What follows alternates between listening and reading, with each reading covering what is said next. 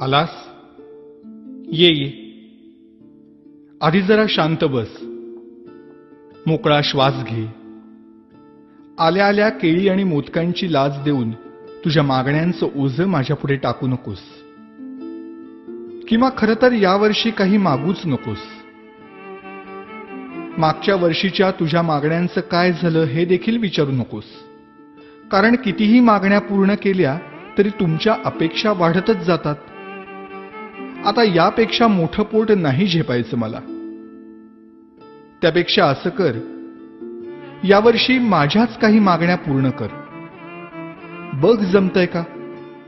यावर्षी तरी निदान माझ्यासमोर दुसऱ्याचं वाईट चिंतू नकोस. उगीच माझ्या नावाखाली खोटी वर्गणी उचलू नकोस. रात्रभर जागू नकोस. जागलास तरी पिऊ नकोस. प्यायलास तरी निदान झिंगू नकोस. नकोय रे मला 30 तोळ्यांची माळ. जमलंच तर स्पीकरचा व्हॉल्यूम कमी कर थोडा.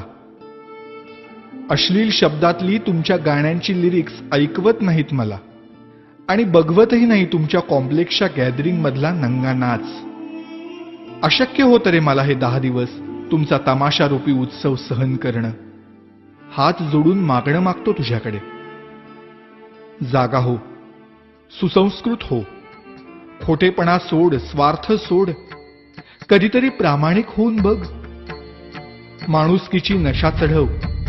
परोपकाराची झिंग चढव. 100% मेहनत कर. स्वतःला ईश्वरी अंश मानणाऱ्या लोकांपासून सावध राहा. त्यांच्या आधाराने जगण्याचा प्रयत्न करून स्वतःतला आत्मविश्वास हरवून बसण्यापेक्षा तुझ्यातलं देवत्व मनापासून जप. दहशतीने जग जिंकण्यापेक्षा प्रेमाने मन जिंक.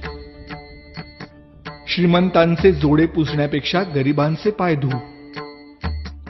पैशांनी श्रीमंत होण्यापेक्षा मनाने श्रीमंत हो.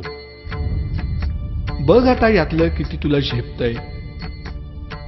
रागावू नकोस भक्ता. आणि रित्या हाताने जाऊ नकोस. नेहमीच मागत राहण्यापेक्षा अखंड देत राहण्यातला आनंद तुला लवकर लाभो. हाच माझा आशीर्वाद. भेटूच पुन्हा.